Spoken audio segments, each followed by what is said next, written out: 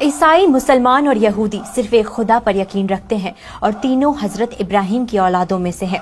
हजरत इब्राहिम के दो बेटे थे, हजरत इस्माइल और हजरत ईसाक। यहूदी हजरत ईसाक के बेटे हजरत याकूब की औलादों में से हैं, जिन्हें इजराइल भी कहा जाता था। आप सभी जानते हैं कि आसमानी किताबें चार हैं: तौरात, जबूर, इंजील, कुरान।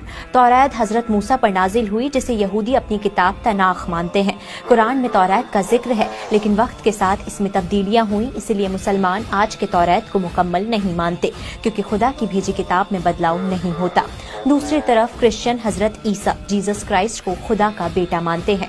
हजरत ईसा भी हजरत ईसाक की औलाद से थे, लेकिन ईसाईयत एक ऐसा मजहब है जो हर नस्ल और कौम के लोगों को शामिल करता है। ईसाई हजरत ईसा पर नाजिल हुई किताब बाइबल को मानते हैं, जिसे मुसलमान इंजील मानते हैं, पर मुकम्मल नहीं। और अब बात करते हैं मुसलमानों की।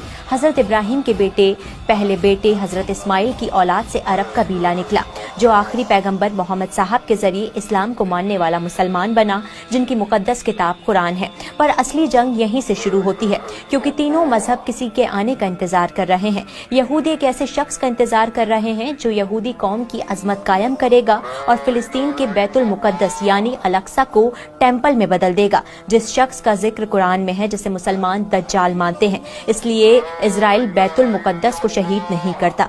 दूसरी तरफ ईसाई यानी क्रिश्चियन हजरत ईसा के आने का इंतजार कर रहे हैं। उनका मानना है कि वो दोबारा यरूशलेम यानी फिलिस्तीन में आएंगे, ताकि कयामत के दिन यानी जजमेंट डे पर गुनाहों का हिसाब लें और खुदा की हुकूमत को मुकम्मल तौर पर कायम करें।